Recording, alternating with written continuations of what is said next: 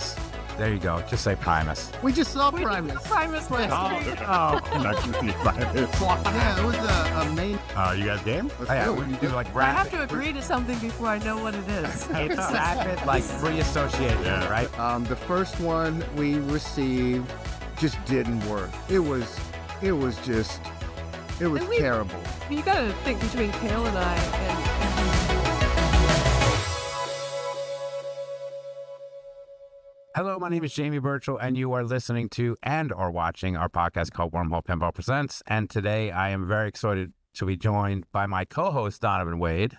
That's me. And two awesome guests all the way from Arizona, Rachel and Cale of the Electric Bat podcast. How are you? Great. Good. How are you? We are so excited. He's nervous. He's a little nervous Don't be nervous. because he's been fanboy. He's your fanboy. He loves you two.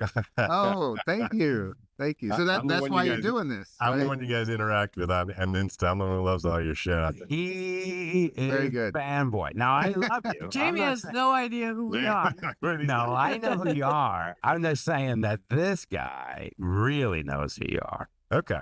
You ready? Yeah, I'm ready. So this is the first podcast that we've done. This is actually exciting for us because it's number 25. Quarter century.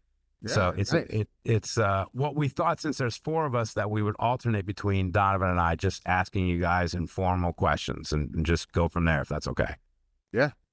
All right. I like to start with origin stories when I interview people. All right. And I know you both worked at Marco Specialties. I know it's where you both met. But when did you both discover pinball? 90s, the 90s. But I don't think I really, I didn't get into it hardcore until maybe 10, 15 years ago. Right. I remember back in the day when I was a little kid, I had a neighbor who had a pinball machine in the garage, and I wish I could remember what it was. So I remember kind of like, just hitting the ball here and there. But like Rachel, I didn't really get into pinball until high school.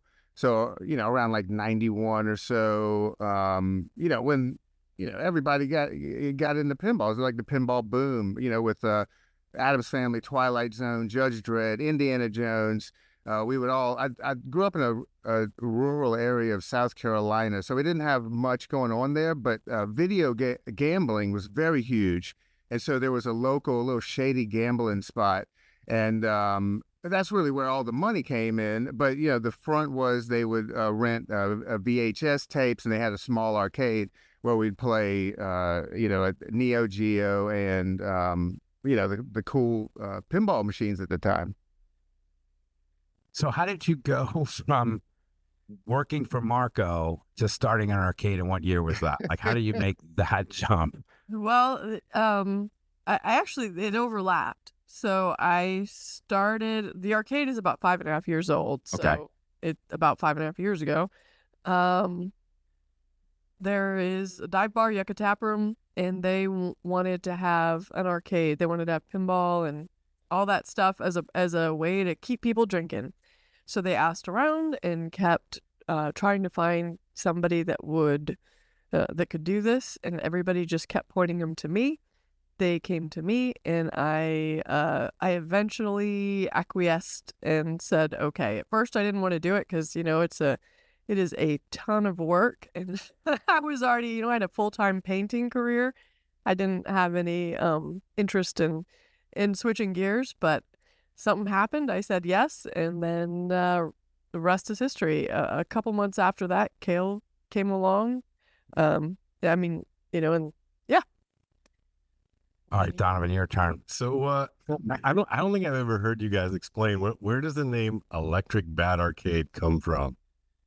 I don't know if you can tell by looking, but I kind of like dark things, old school goth, and so bats are kind of natural. But pinball, it's an electric bat, it's a flipper bat.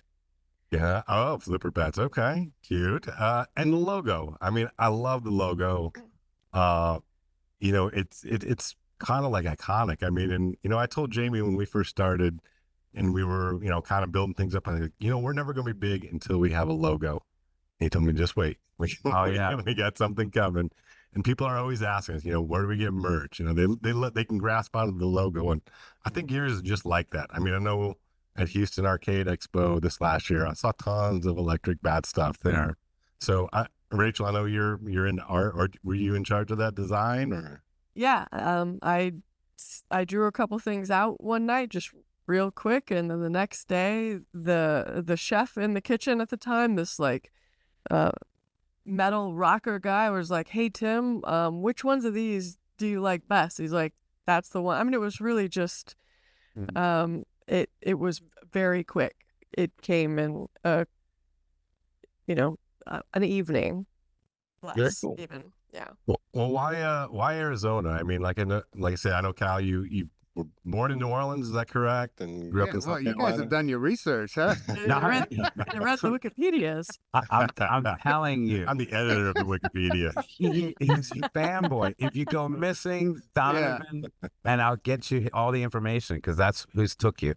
Yeah. So I was born in New Orleans, and I spent most of my entire life in the Southeast.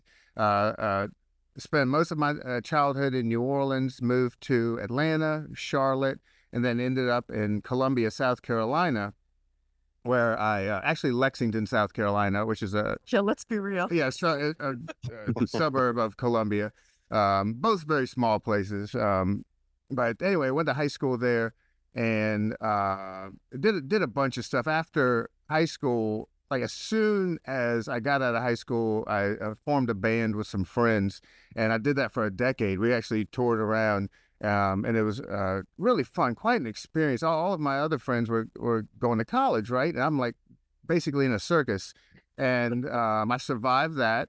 And I'm glad I got it out of my system early on, because I would never want to do that. I mean, it's just living, out of a van. It's super fun when you're 18 years old. Wouldn't want to do it now. And that's the only way to make money in music. You have to tour. So me and you have both done the weird artist lifestyle. So we've certainly been on the beans and rice side of things, or the truck stop. And then the band, we got a lot of label interest, but we wanted to do things independently, and I'm glad we did, because nobody could tell us what to do. And after 10 years, we were just tired of it and stopped. And a lot of the bandmates have gone on to do things like work with Fish and a lot of other like huge rock acts. And I went a different direction.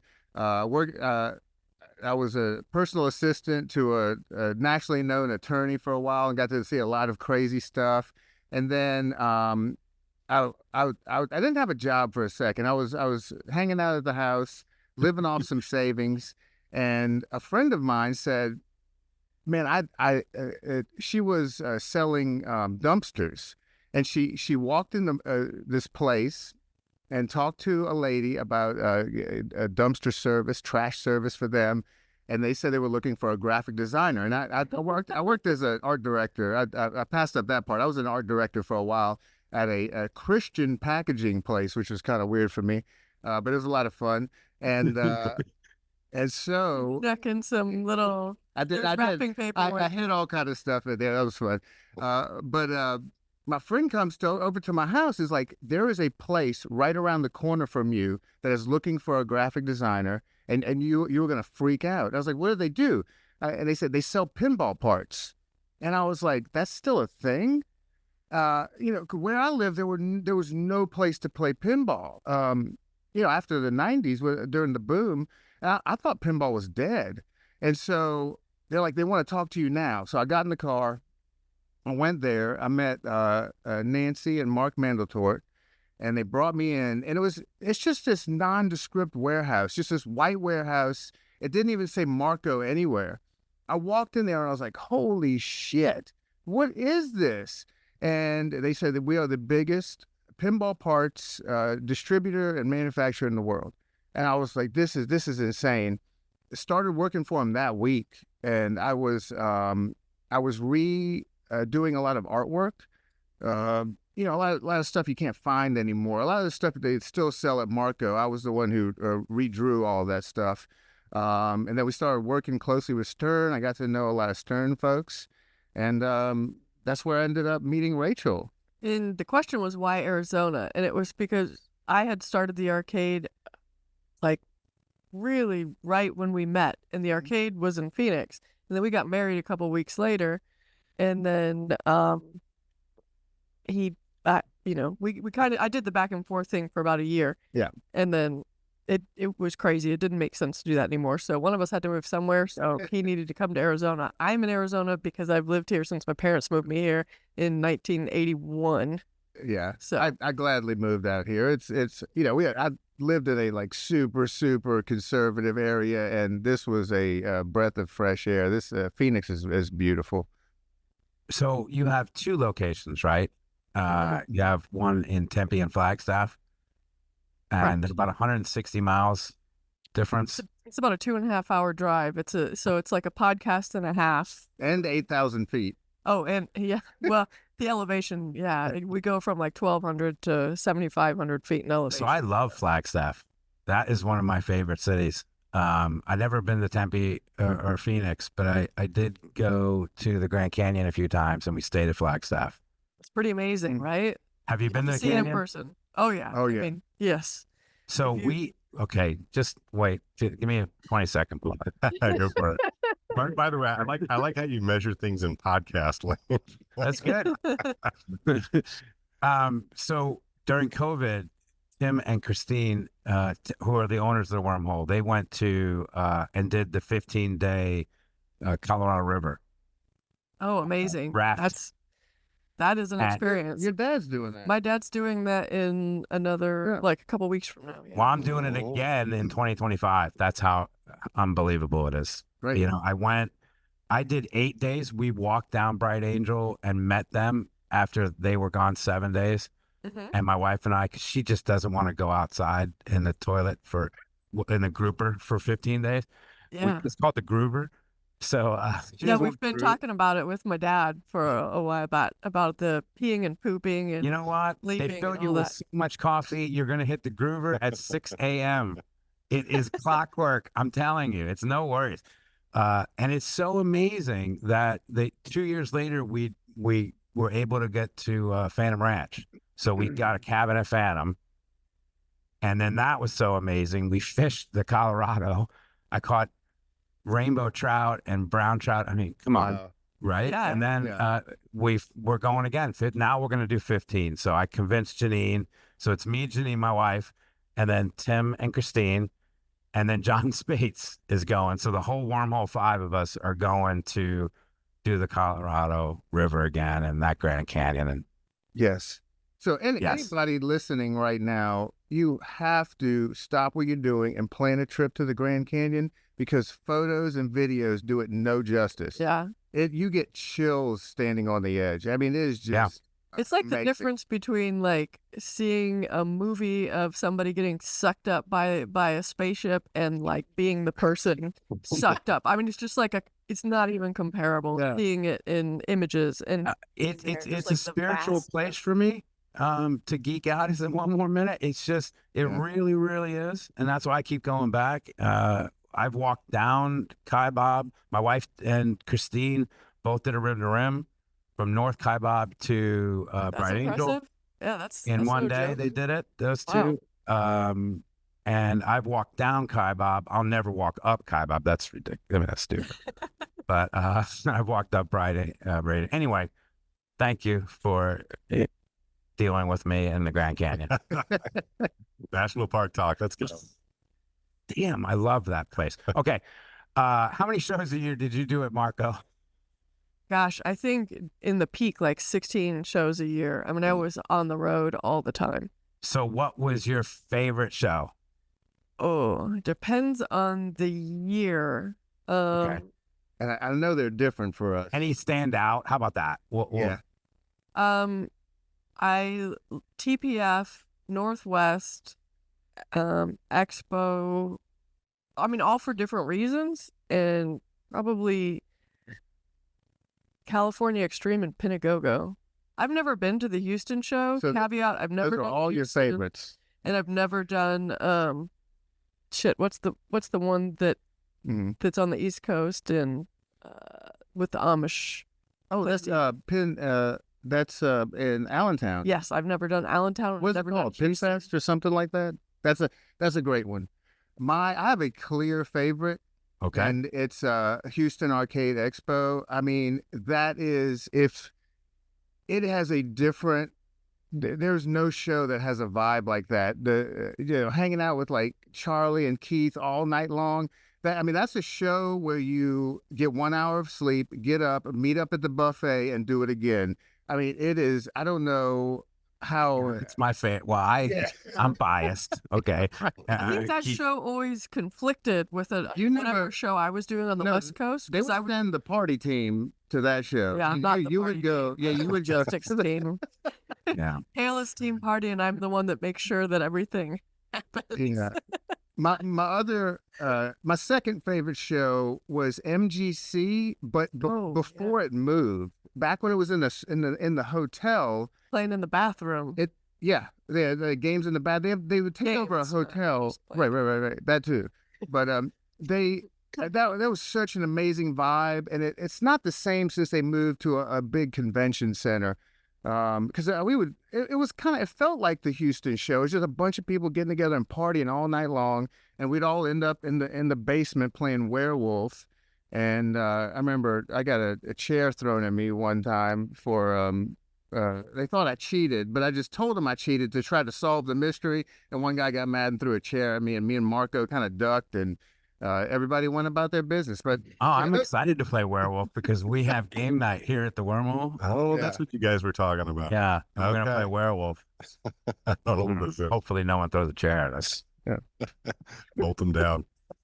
All right, your turn, sir. So tell me a little bit about the scene in Phoenix. I mean, has it always been this big, or do you think you guys have is it blown up since you started, like say a few years back? I think what was it like maybe pre-COVID versus where you guys are now?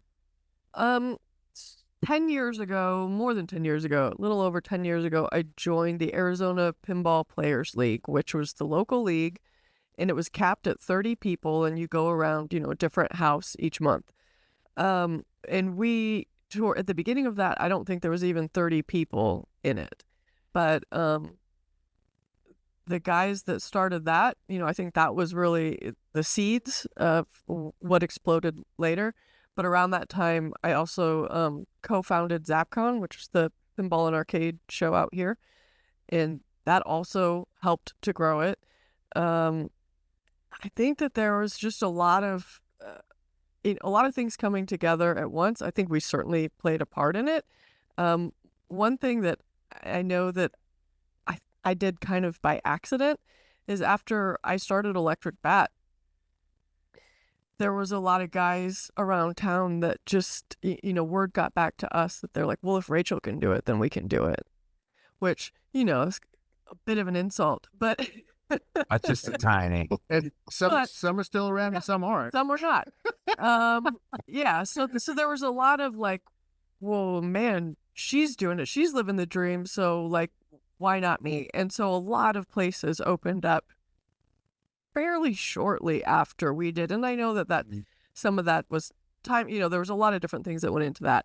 But now there are so many different arcades just in the Phoenix area. You can play in league every night of the week. And some nights you have to choose if you want to be there are 2 leagues on the same night. So there's tons of leagues, tons of events, tournaments every single day of the month. Ours are huge. Our league night is gigantic. How many? Between many 100 people? and 120 people every Jiminy Tuesday. Christmas. Yeah. Yeah. How So long we're does that running- take?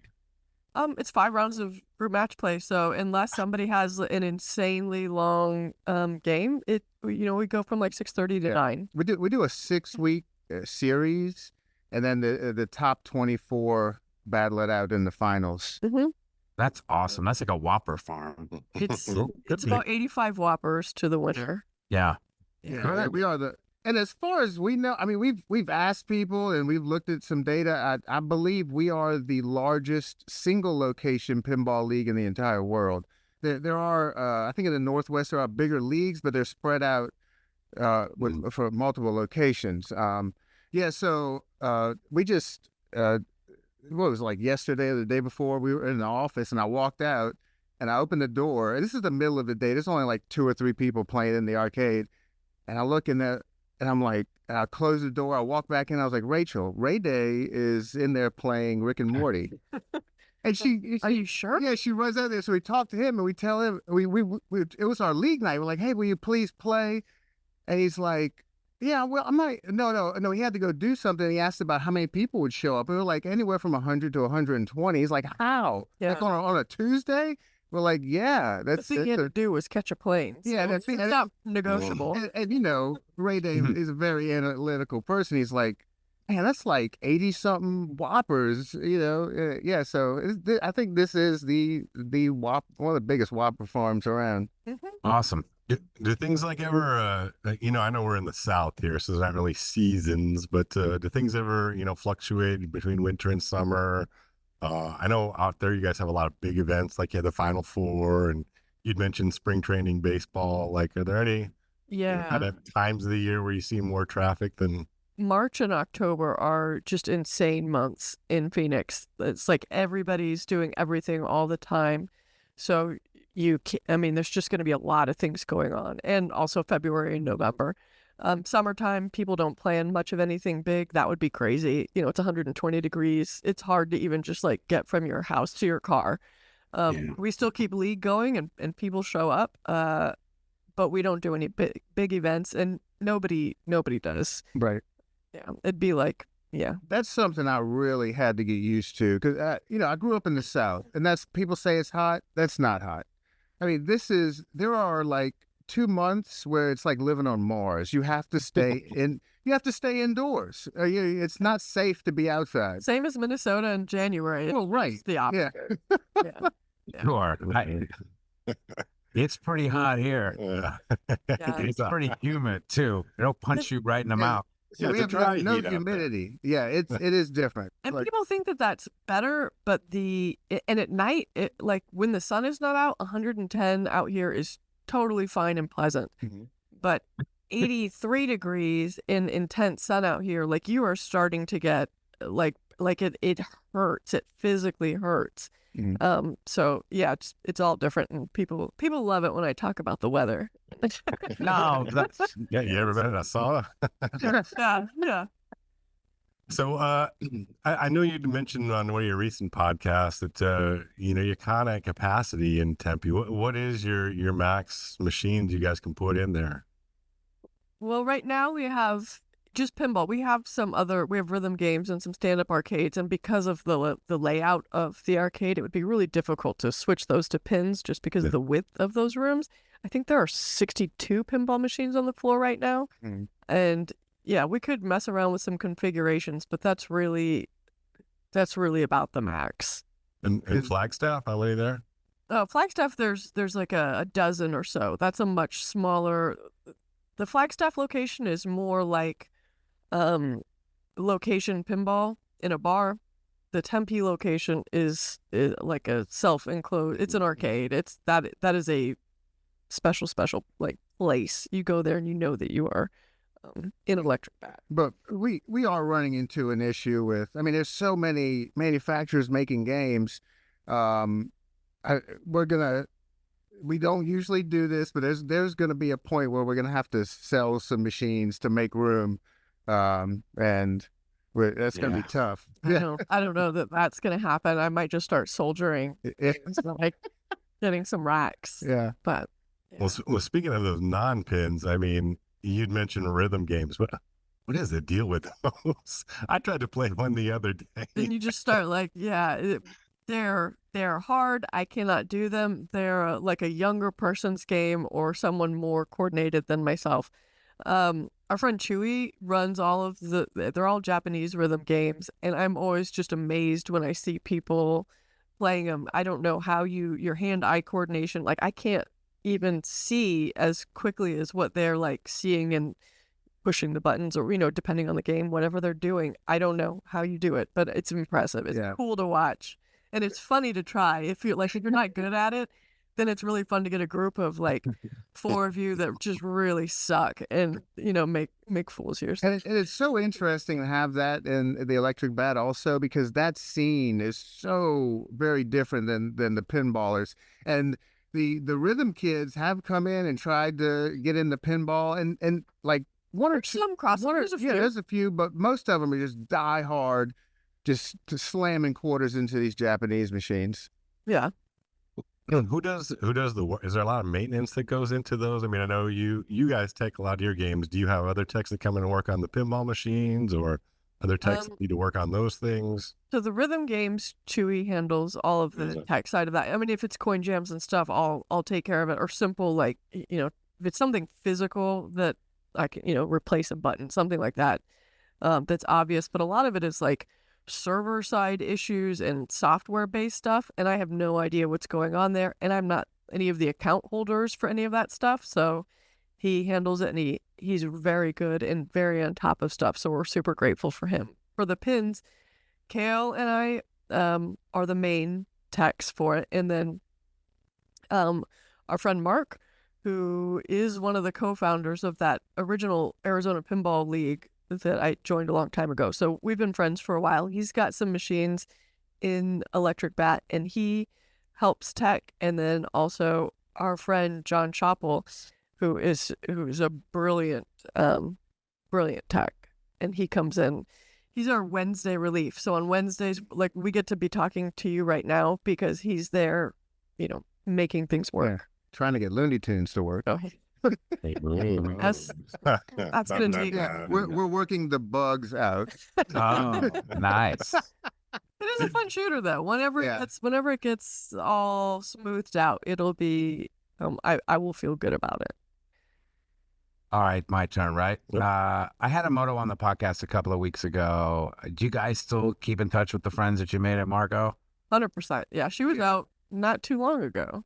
So I have a funny story about why Imoto is working at Marco. What show were we at? Nashville. Nashville. We were in Nashville. Which was the same show that you and I met at in person. Right. This was right. a magical weekend Yes. So in November yeah. 2018. Yeah. I had a room all to myself, and I talked Imoto into coming to the show, and I was like, there's an extra bed, you can stay in my room. And so, you know, we did our thing, you know, did the booth and all that good stuff, and she was just there to hang out. But Paul Mandeltort at Marco Specialties hired a video guy, an audio visual guy, to start to document some of the stuff that was going on, and to interview his dad, Mark. And that's Imoto's background. So I was like, "Wait, you please, like, come back to South Carolina with us and help us with this project. Like, I'll get you some money for it and all this stuff." And so I ended up kidnapping her, bringing her to Marco Specialties, and she's been there ever since. And she worked on the documentary with those folks, and we had a great time. I remember it was you guys all stayed at my house. Yeah. It was you, Imoto, and Antoinette. Yep. We spent the weekend together, and that's where I got to know Rachel. Yeah. That is just bringing the world together. Right. Yeah, That and is Imoto and I had already known each other previously, so Imoto and I were already friends, and Cale and Imoto were already friends. So it all just worked out. That was such a cool time. All right, Donovan, your turn. All right. So I know you guys from social media mostly. I mean, when I started our Instagram, you guys were obviously one of the first people we followed. I remember we were doing one of our first streams, and there was a guy in the chat, and he was like, "Oh, you know, I love this place. I wish I lived closer to you guys, blah, blah." And I was like, "Well, where do you live?" He's like, "I just moved to Phoenix." I was like, "You need to go to Electric Bat." So I know I've been following you guys for a while. But social media, what are your feelings on it? Do you think it's fun? I mean, do you guys post a lot of stuff, or is it just kind of a necessary evil to get your name out there? And No, that's all me. It is 99.5% Cale, and I if you ask us each that question, it's very different answers. I I'm not as much of a people person as Cale. I mean, I like people fine, but I'm just not outgoing in the same way that he is. My relationship with social media is more like, I know I'm supposed to do this, and sometimes it's fun. I'm talking about like my personal stuff, but I tend to be more like keep to myself. Hmm. And then when Cale came along, man, that is the greatest thing that ever happened Thank you. to me and Electric Bat. No, I absolutely love it, and I think to be a good social media person, you have to love it. Just like with pinball, if you want to open an arcade, you have to be an enthusiast. You know, I think we've all seen those arcades where it's just some rich guy who bought a bunch of LEs, and and they play like shit because he's not an enthusiast. But I love social media. I love interacting with people. I want to make people laugh. I want to entertain people, and I've been that way my whole life. I was the class clown. I was the one that they had to put out in the hallway on my desk, and I was We're out there still with you, doing man. that. yeah, I was out there with you. right. Trust me. And I started doing this on MySpace to promote my band. So it was like I've been doing this for a long, long time. I mean, it's like kind of one of the pioneers of social media marketing. I was the first one with Photoshop and doing crazy photos and videos on MySpace. And now I get to do it here and blow this stuff up and to just show people what fun it is to hang out at a pinball arcade. And I promote all kinds of arcades. I just want people to go out and find their local pinball arcade and then play the shit out of these things. Yeah. Does it surprise you sometimes the things you post, what people like and what people don't like? Because I know you had Jen Roop on a few months ago, and she mentioned something that really hit home with me. Is I'll come up with these posts that are elaborate and it's got edits and it's got music and this and that. I think it's nothing. And then I'll post a video of somebody who's dancing while playing a game. It's like like. Yes. Like, all right. Yeah. It's usually the quick and dirty, dumbest thing you can think of ends up being the most popular thing. And you're like, something you worked a week on. Yeah. It's like, Yeah. like 10 likes, like, what the hell? Well, I can't look at it anymore.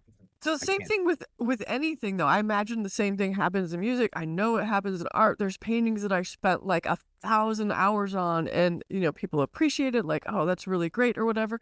But again, this logo that I kind of like just drew without even thinking about it. There's like dozens of people that have it tattooed on them, and I see shirts everywhere, and I'm like, man, this is like I didn't even think about this. Like it was just and I think that it just came out, and of all of the things of the career, that's the most notable. And wow, I never that's thought about that. bizarre. And does cross over to other areas. About the podcast, I mean, like I said, I followed you on social media, and I think the first time I probably heard you guys was on Jason's podcast. Before you guys started coming out with your, what was the impetus to kind of branch out on your own? Well, Jason took a break, and it was great. We hooked up with Jason, and people really enjoyed the view of the pinball operator. Nobody was doing it, and so once Jason was like, I'm going to take a break, guys. So we bought some equipment. Well, actually, we already had some equipment from doing this stuff with Jason, and we decided to do our own thing. We did one episode. Rachel wasn't even really into it. I set everything up, and she had the day off, and I was like, It was my birthday. It was your birthday, and I said, sit down right here, and I'm going to ask you some questions. And I already had questions from viewers from the Pinball Party podcast, so I just used those, and people really liked it. And the best thing is, so many people reached out and said they were really sick and tired of pinball news, pinball opinions, and pinball rumors, and we were giving them the real nuts and bolts of it. And luckily, after we did it, the Wedgehead podcast guys doing it, and that's great. Go check them out. And you guys are doing a similar thing. Where it's not just like rumors. It's stuff we know you guys about. are getting to know folks in the industry. And I love the way pinball media is headed. I do too. I wish it paid a little more. So I love the idea of the earnings report. When did you come up with that? Was I doing that on Pinball Party? I think I was. were, I yeah. think maybe Yeah. Jason just asked. did. I'm not Yeah, sure if yeah. I came up with think it or if he asked. Mhm. Yeah, it just seemed. I mean, I keep track of all kinds of data anyway. I just love data, so it's just a matter of looking it up, sharing it with everybody, and it's been really fun to publicly share that. We had some people in the arcade yesterday that came up to me and were talking about how they enjoy the podcast and really love the earnings report. And it was a couple, and they listened to it together, and are always like, "Oh yeah, those top ones, those are the ones that we go and like we're the ones affecting the earnings report." And it's funny to see how people feel about it too, whether or not they're surprised or it makes sense, Yeah. or how Godzilla could always stay at the top. Yeah. It's fun to talk to operators, to see how similar or different their earnings are on games. We'll talk about that later because I have John's earning report because he's got 21 machines. And so I said, hey, give me your earning report. He goes, well, very give me your cool. earning report. You know what I'm talking about. And I think that is important to keep in mind. Being an operator. I know we had Nick Lane down here a few weeks ago. Yeah, and I was like bouncing ideas for games off. that was another fanboy for you. Boy. I love Nick Lane. Yeah, he's a good That guy. I wish they did their podcast more often. It's like once You a know, month. it was like once a month. What are they doing? Yeah, I'm waiting for the new one. Come on, Nick, let's go. Come on, bro. Let's go. But it was That, dude, that is a good pod. I love the way Yeah. Nick he doesn't hold anything back. Well, we So, got all right, so here's my question. Here's my question. Okay. You're two peas in the pot. I have a tough time mentioning pinball companies. Okay. Especially like we got a new inbox game, didn't work properly. All right. You guys do not have that problem. Has a manufacturer reached out to you directly and said, hey, I heard your comments? Yes. Oh, big time. Yes. Yeah, and we talked about it on the podcast. I mean, American Pinball. Yeah. I don't even know how they're still around, but when Can I say that the comments of Rachel and Cale do not necessarily reflect those of the Wormhole? And I will make that known in a minute. yeah. All right, continue. No, All right, my bad. So Sorry about so we got a Galactic Tank Force. The first one we received just didn't work. It was And we- terrible. You got to think, between Cale and I and doing all of the show circuit, we have personally unboxed hundreds, Yeah. if Well, not actually, thousands. in one night at MGC, It was there over was an 60. 18-wheeler full of Yeah. NIB Stern Iron Maidens. It was Black like, Knights. oh no, we did Iron Maidens one time. We bought an 18-wheeler full of them. Regardless, we've done this a lot. No, we did with Black Knight too. Yeah. So we've seen occasionally games. There's issues with some games out of the box. I mean, it's just Mhm. it just happens. Most of them are very fixable quickly with some parts. Mhm. This Galactic Tank Force was unlike anything either of us had ever seen. I mean, it was unplayable in so many different facets. I mean, it was just like Right. the lemon of all lemons. And We've played homebrews more reliable than this thing. homebrews, but yes, I mean, you get the point. They reached out to us, and we ended up getting a replacement game because this one, and you've heard other people talk about Galactic Tank Force.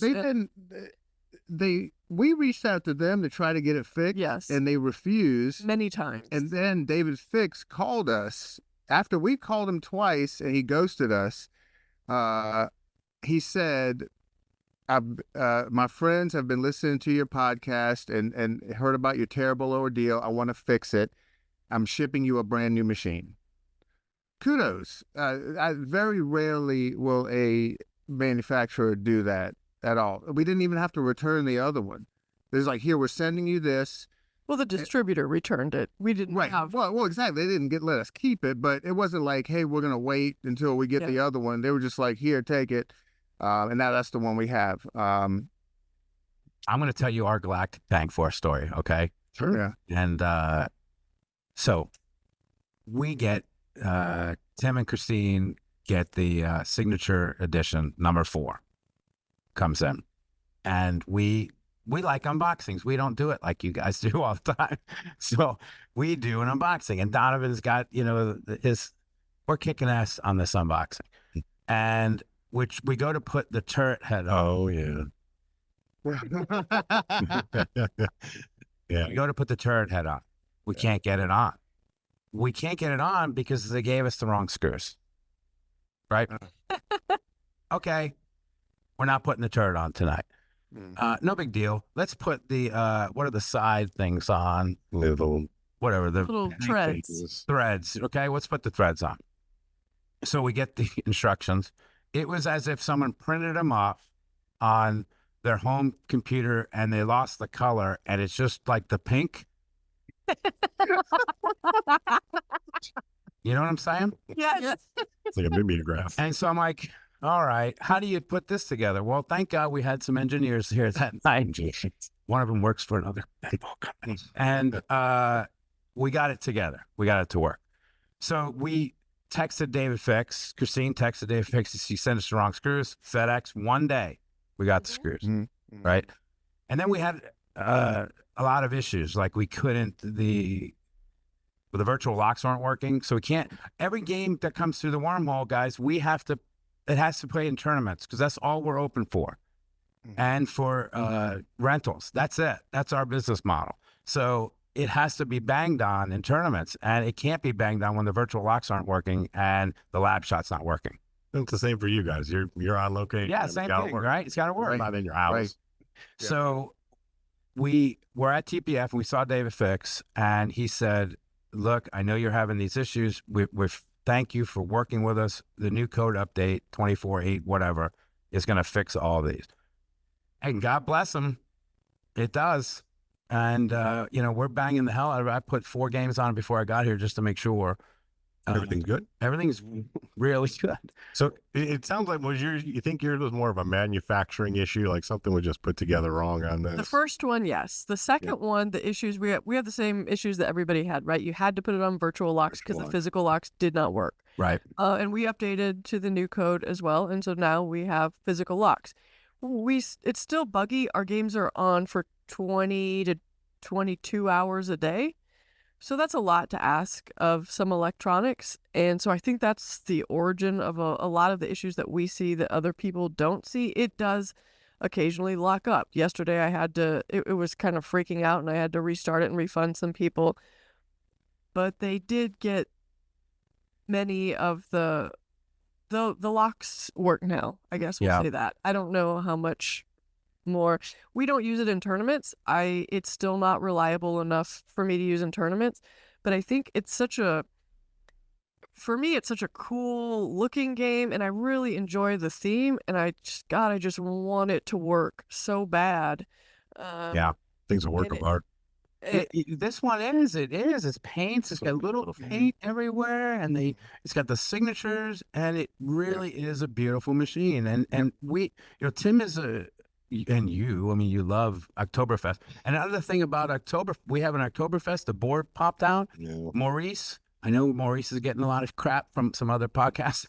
Maurice sent a new Oktoberfest board for us. Nice.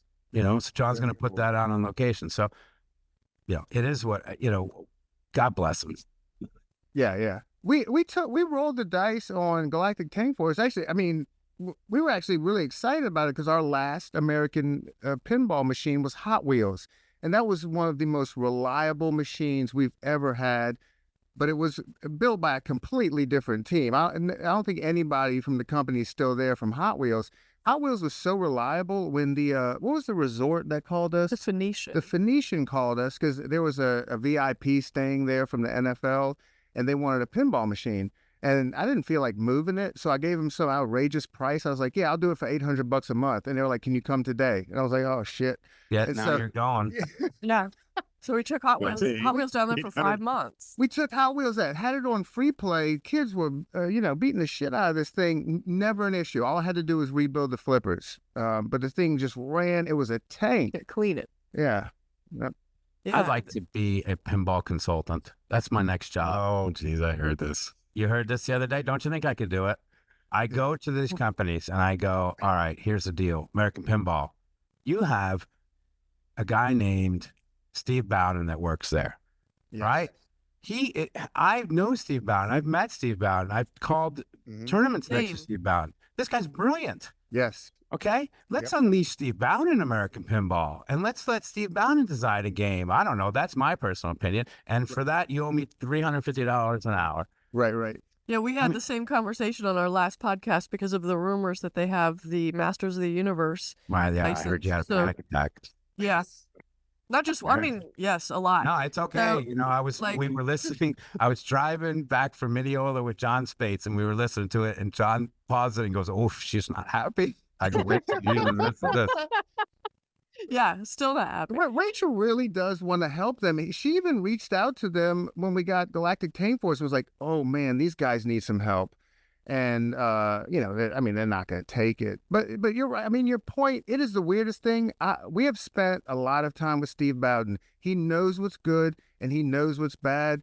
And it's weird that he doesn't have more input there. They need a Chris Turner.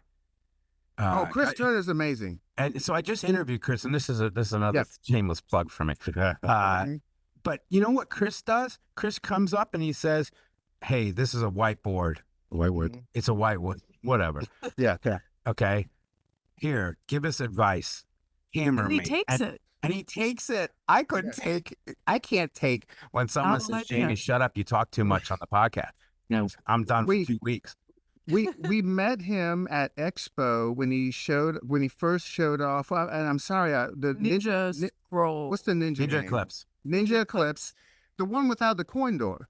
And we talked to him for a while, and we were both impressed. Like, he really wanted our input, and we're like, no coin door is a deal breaker. Mm-hmm. And I can't remember what else we said, but he really did all the stuff. I mean, he was like, okay, I'm going back to the drawing board and fixing these issues. It's important to be able to check your ego. I think something, I don't know about Chris Turner, like personally, but I imagine just from other people that I know that he has something else that he does really well and can take pride in. So he's a lot more, people that can do that are more receptive to, like, here's this other thing I'm interested in. And it doesn't matter if people tell me this is not good, because I know I'm really, really good at this other thing. So this is not hurting my ego. This is like really helping me become a better whatever I'm trying to do. Well said. I want to play a little game with you guys if you wanted. Kind of going back to, I loved when, Jason on the Pinball Party podcast, he kind of does some fun stuff. So you guys game? Let's Yeah, do we it. do like I have rapid. to agree to something before I know what it is. It's rapid, like free association, right? We're just gonna. So Donovan's gonna ask you a question. Go ahead, ask the first question, and then. So just imagine you're at your psychiatrist office. You just done your Rorschach test. It's just free association. I'm gonna throw a couple things out. You tell me whatever comes to mind first. It can be one word. You can elaborate. I don't care. We'll go with it. All right. You ready? Okay, No. This is great. Let's go. Oh, Elwin or Papa Duke? Elwin. Oh yeah, Elwin. Yeah, I'm Papa Duke. I don't know. Me too. Yeah, I am. All right, harder pin to work on: Doctor Who or Whitewater? We actually, Jesus. It's gotta be Doctor Who. Just after that elevator. Yeah, Whitewater's going to take you forever, but Doctor Who's going to take your hand off. All right, good All right. one. So this isn't the best band pinball machine. I want to know, what is the best band that has a pinball machine? Well, we have very different musical tastes. All right, I'm good. curious to see what you will say. I mean, I have to say Rush. I mean, Maiden. like, you think Maiden? Maiden. Right. I mean, I like Maiden too, but like technically, I mean, Rush. We don't you care can't about, beat like, Rush. Technically is not what pays the bills. Okay. It's like, does it get you going? Right. Yeah. Okay, mine does it was- more. Mine was worst band to get their own pinball machine. Oh, Primus. There you go. Just say Primus. we just saw We just saw Primus. Primus last Oh, week. no. I'm not going to see Primus. Yeah, it was a Maynard from Tool. It was his 60th birthday party, and it Oh, was cool. a Pussifer, Primus, and a Perfect Circle. Yeah. Amazing show. It was an incredible show. Yep, yep. Yeah, I'm sorry. I but- shit all over him. Oh. All right, your turn. Oh, they didn't answer. Oh, yeah. What's your Well, word? I don't know. Aerosmith. I don't. Oh, that's But a- for that's a me, good one. my Yeah. least liked is Aerosmith. Yeah. Yeah. That's a winner. All right. Worst summer: Phoenix, Arizona, or New Orleans, Louisiana. Phoenix. Yeah, it's got to be Phoenix because you can't even go outside. At least, when it's 100 degrees in New Orleans, even though it's 100% humidity, at least you can go outside. Yeah. Best pinball show. You're not going to hurt feelings. Don't worry. I'll say mine's Houston. Awesome. Yeah. Way to go, Keith Christensen. I'll say ZapCon because that's where all my friends are. That's I was yours. going to eliminate that one. That's good. That's That's a good. good one. Better give a plug. All right. Action button, yay or nay? Hey, yay. Love it. Yeah. Yeah. Nah, I can't do it. I say no on that action button. I'm so bad at pinball. All right, what Coen's Brothers movie would make a good pinball machine Besides Lebowski. besides Lebowski? Did they do Raising Arizona? Yeah, Well, there you go. Yeah. Circle. Circle. that's a done deal, right? That would hurt. That would Not hurt, unless you think a circle is a funny shape.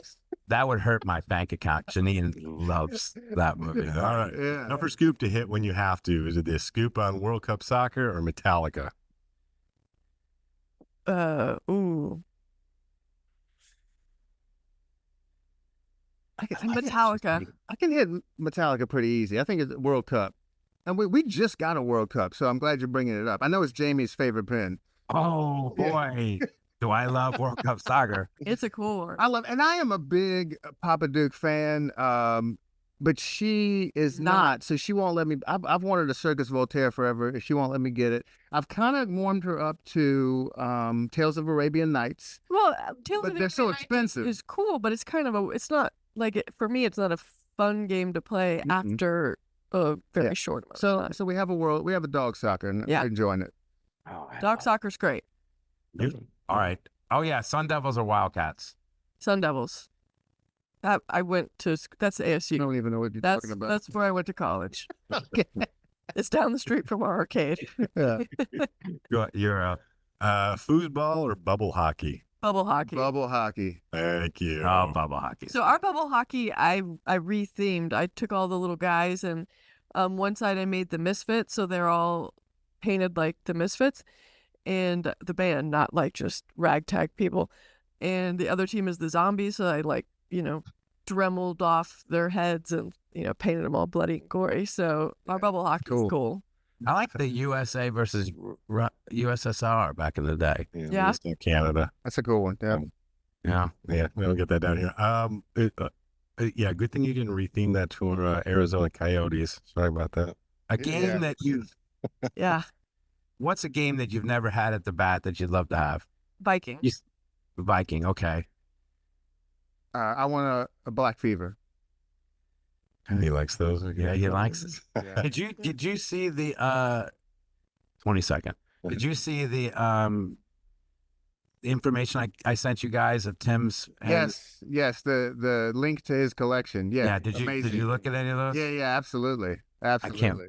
We'll geek about that. Yeah. Brian, my editor, you have to cut that part out. No. Okay, so more problematic He-Man character, Fisto or Tongue Lasher?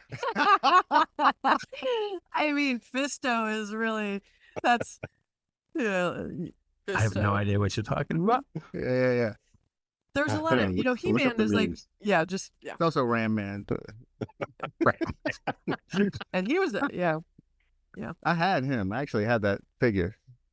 I Yeah.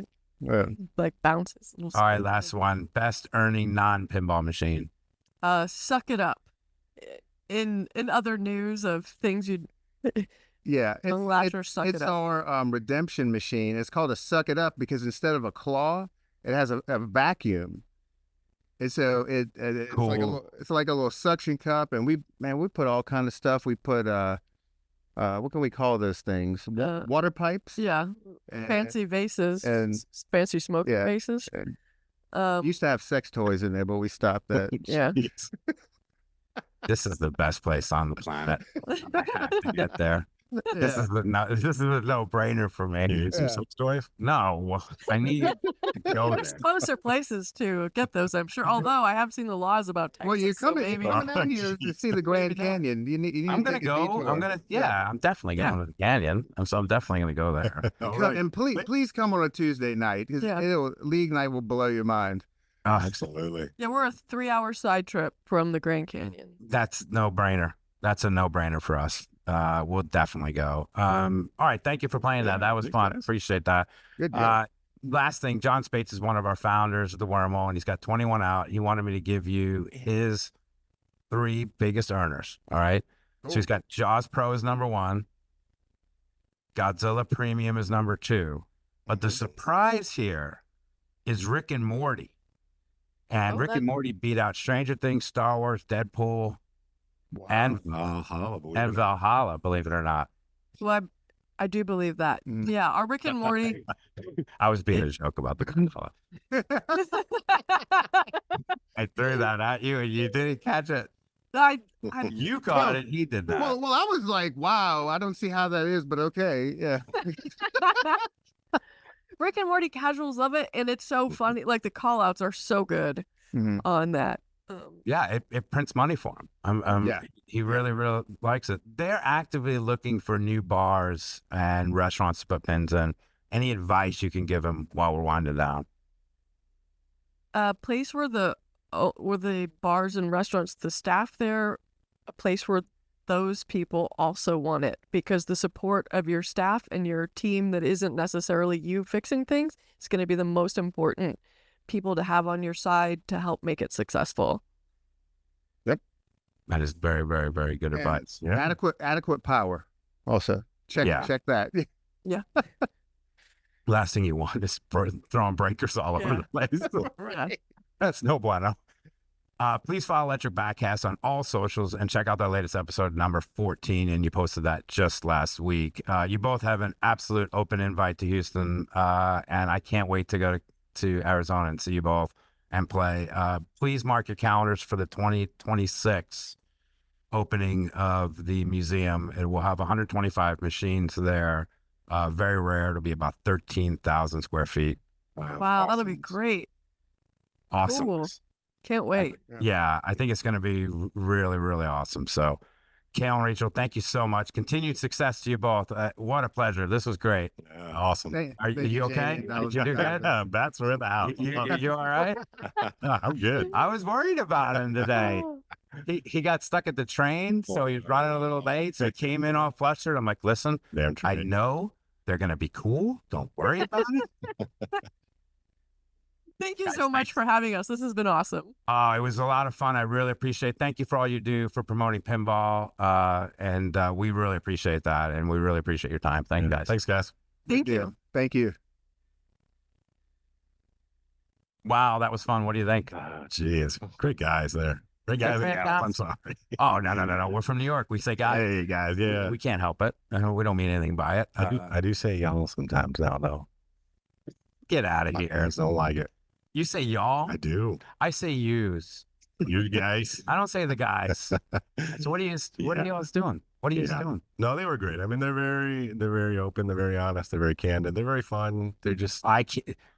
Every podcast we do, I tell them I'm going, and Mhm. now I'm going to Germany, and I'm going to. you actually are Wisconsin, going to But Arizona. I really am going to Arizona anyway, because I'm going to go on the Grand Canyon. So we're going to definitely put Electric Bat on the. We're going to go in 2025, but Yeah. that would be something I'd love to go on a Tuesday.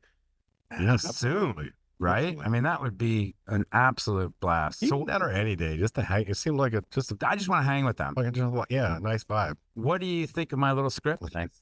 I like The it. first time you saw the script. Get me on track there. Yeah. Well, I got off script a couple times, but sometimes did you gotta good. do that. You did good. Yeah. I like it. So when are we taking that American Pinball thing and putting it behind a paywall and putting it on Patreon. When are we doing a Patreon thing? Let's do it now. You want to do Patreon? Yeah, let's set it up. No. Not doing a Patreon. But I'm not disparaging anyone that does a Patreon. Canada can do a Patreon, okay? He's got, you know, a lot of money doing it, and he posts a lot, and God bless him. I don't disparage anyone that does it. He did something that we're never going to do. And some people kind of do this for a living. I mean, and if you kind of do it for a living, you got to make some money somehow. I mean, I'd like to pay for the ZV1s. Yeah, That would be nice. that would be nice. What's in the next podcast? Two successful women in pinball. Okay. I'm figuring out their schedules. I might go back to back. Okay. So 26 and 27, but I don't know who's going to be 26 and 27, so I can't announce that yet. Oh, they're not coming on together. They're not coming on together. Okay. Did I not explain that very well? Not really. I didn't. But this is number 25. Yeah. Could you imagine that? Can you believe we went 25? Quick. They go by quick. So please like, subscribe, all that crap. You do a lot of work. Let's get some likes. You do a lot of work. Yeah. Let's pat each other back a little more. How about Discord? If you're interested in joining our Discord, hit us up at wormholepinball@gmail.com, and I will send you a Discord invite. Just change your name so we know who you are. Okay. You know, I don't want to have a Frogger. I don't know who the hell Frogger is, but, you know. I know who Frogger is. I do too. That's all she wrote, ladies and gentlemen. Thank you so much, man. I really appreciate that. Yeah, and we've got 2 more podcasts. And what's coming up stream-wise? We've got the 4X. Oh, Monday. We got to, so did we decide? I think it's Guns N' Roses, but it might be Rick and Morty. I don't know. Yeah. So we'll figure that out. Okay. Of what we're going to stream next Monday. And then the 4X is coming up the first May, whatever, the first Saturday and back. Yeah. That's all she wrote. And our Toy Story we did the other day, that'll be up in a day or two. So if you and this will be up Friday, the 26th. Awesome. All right. Thank you, Donovan. Appreciate it. That was great. Thank you to Rachel and Cale. That was awesome as well.